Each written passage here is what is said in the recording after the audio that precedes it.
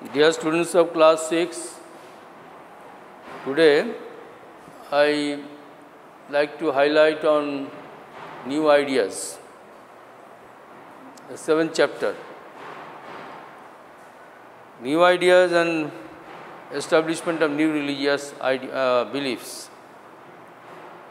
You see that in the 6th century BC, two new religions were born, the Buddhism and Jainism. Although there was Brahmanical religion, but what was the necessity of new religions then? Because the people were not very happy with the rites and rituals of Brahmanical religion. The rigid caste system, the hard language like Sanskrit, the common people could not realize it properly. The performance of yajnas or sacrifices, it was very expensive. Moreover, the Varna system or caste system, that is the division of social life into 4 Varnas, Brahman, Kshatriya, Kshatriya, Vaishya and Shudra, which became very rigid, and Brahmin class, that is the topmost Varna, oppressed the others. So these are some of the factors maybe mentioned as a result of new ideas, new religions were born. You know that Gautama Buddha, who is actually belonged to the Shakya clan, his father was Shuddha and mother Mayadevi, and Buddha was early name was Siddhartha, and he was born in some book it is given 566 BC or 563 BC. He was born in Lumbini, at present Nepal. So you see that he was born in in pomp and splendor. in a very luxury. You see that he spent his life in the beginning as a son of a King Shuddhodana. But he was not interested from the boyhood. We have seen that he was not interested in the comfortable life, and generally he avoided such type of living. And however, once he went out, you know that in order to just have a visit of the city, and in order to go now, when his charioteer took him round the city, he saw 4 sides. Sides of an old man, and Siddhartha saw a sick man, an old man, a dead person, an ascetic. And all these, you know that an old man, an ascetic, a dead person, and a monk, an ascetic, changed his lifestyle, changed his thinking actually. And he began to think that what is the utility of life, what is the real goal of life, or what is the definition of life. And he see that he was, he married at the time, he was married to Yashodhara. A son was born to him, Rahul, and began to think and ultimately decided to renounce the worldly life at the age of 29.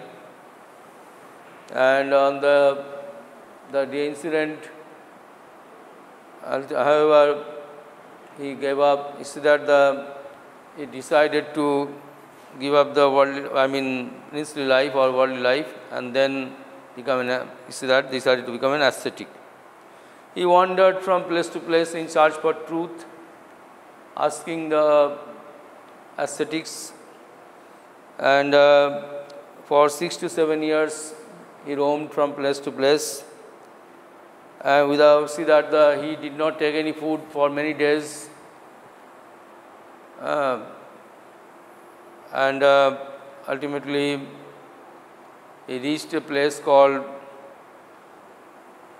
Urubillo, and near the river Nairanjana, where he decided to, where he made the 5 disciples initially, 5 disciples, but they left him because once he adopted food from a village girl, Sujata. That's why I thought that he is breaking the vows of the sannyasi, and then that afterwards he began to meditate under a pipal tree. It is said for 39 days, and in some book it is given 49 days he remained seated there, and ultimately he attained Bodhi, or became an enlightened one, or Buddha. So, in this way, Buddha attained the Bodhi, and ultimately he, after having his, attaining his enlightenment, after attaining his enlightenment, he went to Sarnath, where he first gave the sermon to his 5 disciples, whom he met earlier. And now he gave the sermons to the 5 disciples, that there are 4 noble truths of 4 Arya Sattas. There is suffering in the world. Each suffering has a cause, and the cause is actually desire, and it is actually possible to put an end to the desire by following the Eightfold Path. This was known as Eightfold Path, 8 noble truths. They are namely right view, right intention, right speech, right action, right means of livelihood, right effort, right mindfulness, and right concentration. These are together called 8 noble truths, eightfold or eightfold path. So Buddha preached in this way 4 Arya Sattas and 8 noble truths. See, this is how we can make ourselves free from desires, from sorrows, from miseries, and we can attain Nirvana. Now Buddha also, you see that the Buddhism now spread through, you see that Buddha actually later decided to establish sanghas, or monasteries or viharas, where the bhikshus can live, bhikshus and bhikshuni. And now that Buddha now came in contact with the Bimbisar, the great, the Haryanka, Bimbisar and Ajasutra, and later many others. So particularly Bimbisar I may mention, the great Magadhan king, the great Magadhan ruler, Bimbisar, who became his disciple.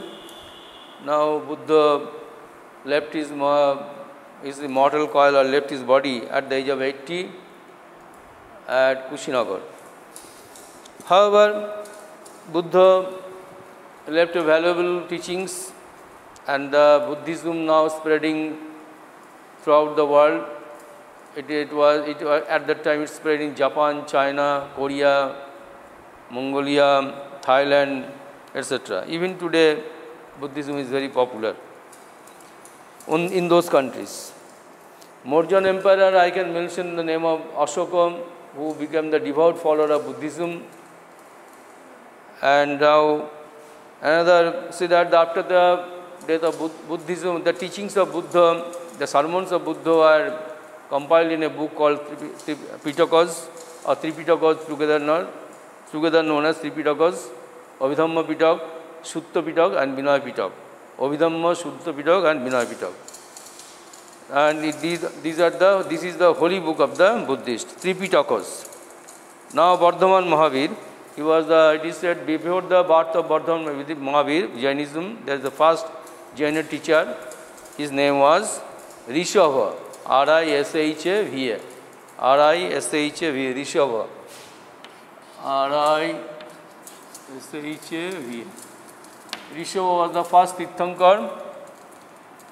First Tirthankar or teacher, Acharya, and Mahavira was the 24th Tirthankar. 24th Tirthankar. And there was another, he was the last Tirthankar. Another Tirthankar was 23rd, that is Pareshnath, Parshanath, not given in a book. However, Mahavira was born, you see that in a Yatrika family, his mother belonged to the Lichavi clan. We know that it is said that Mahavira was born, perhaps in book it is given in our book 540 BC, in some book it is 599 BC, at Kundalabana. He was born in Kundalabana, Kundagrama, in Muzaffarpur district in Bihar. However, his mother belonged to the Lichavi princess, and now he also similarly married, but a daughter was born to him. At the age of 30, he left the home and wandered for about 13 years. And now you see that he was a prince at that time. Just when he left the home, he was a prince, and later he became Vardhamana Mahavira. Because you know that Mahavira means great hero who has conquered his own passions, and thus he also became the Jino, or the conqueror of the all the desires. And we know Mahavira, so I have mentioned, was the first Tirthankar, Rishabha Deva. Rishabha Deva you mention if you like. The first Tirthankar of the Jainas, first Tirthankar. The last Tirthankar, 24th Tirthankar was Mahavira. And now, what were see that the Mahavira actually, we see that he believed that like the Buddha, he believed in non-violence, and he did not believe in caste system, and moreover we see that he also believed that honesty is the virtue of life, and all sorts of violence should be avoided by the Jains. And he preached about three Ratnas, or three jewels in Jainism. They are known as right belief, right knowledge, and right conduct. Right belief, right knowledge, and right conduct, or right action. These are together known as three jewels and three Ratnas in Jainism. See that the teachings of Mahavira are written in the book, in the form of book. They are known as scriptures. The religious scriptures are known as Angas. As Buddhas are just Tripitaka, that is holy book of the Buddhists, and Angas. Angas are the holy book of the Jains. Now see that thus we can see that Jainism also became very popular. Many rulers accepted Jainism, Indian rulers, ancient Indian rulers, and later although like Buddhism, it did not spread outside, it remained confined within India. And whatever it may be, after the death of Buddha, I should mention that Buddhism was divided into two sects, Hinayana and Mahayana.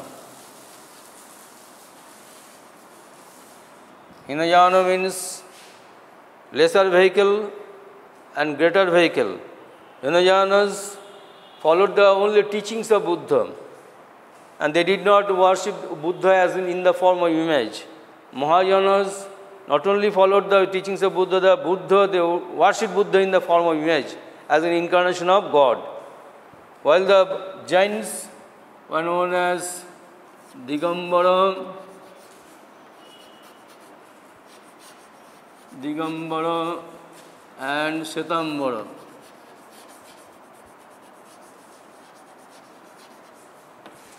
Digambara means sky-clad, those who did not wear any clothes, they are known as Digambaras. There are two sects in Jainism. And Svetambaras who used to wear white clothes, they are known as Svetambara. However, what is Upanishad? Upanishad, we know, literally means at the feet of Guru. At the feet of Guru or teacher. Upanishad means at the feet of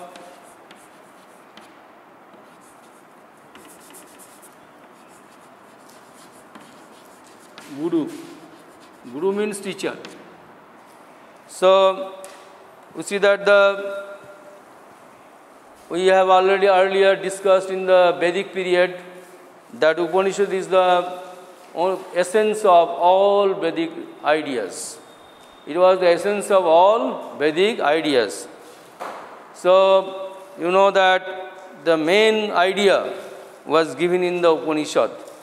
Upanishad, actually, there are so many Upanishad, Mundaka Upanishad, Kena Upanishad, Prashna Upanishad, etc. It was composed perhaps 600 BCE. So, the Upanishads, now we see that what are the ideas of Upanishad? Upanishad actually, we know that it is the philosophical essence, the main core of the ideas, main ideas were given in the Upanishad, that what is life, what will be where we will go after death, what is the utility of life, etc. And this is the basic questions we generally see that used to think. It is the most important part of Hindu philosophy. Upanishad also preach the doctrine of Brahman. I am Atman, Brahman. Aham Brahmasmi. Aham Brahmasmi. We see that there is an idea in this way that we know that we have to recite in the prayer hall that Asado ma sadgamaya, tamaso ma jyotirgamaya, mrittur ma amritangamaya, avi ma edhi. What is the meaning of it? It is given in Brihadaranyaka Upanishad that from the unreal lead me to the real, from the unreal lead me to the real, from darkness lead me to the light, from death lead me to the immortality. So, this is the idea of Upanishad, which is actually enlightens us and gives us, you see that the idea of Brahman or Paramatman. So, this actually, now it is we have to think about these ideas. So, I discussed today Buddha and Buddha's teachings, Mahavira and Mahavira's teachings, and also how Buddhism spread, what is the Four Noble Truths and Eightfold Path, and also the Three Jewels in Jainism, and also what is Upanishad, what was the main ideas of philosophical essence of Upanishad. So thank you all.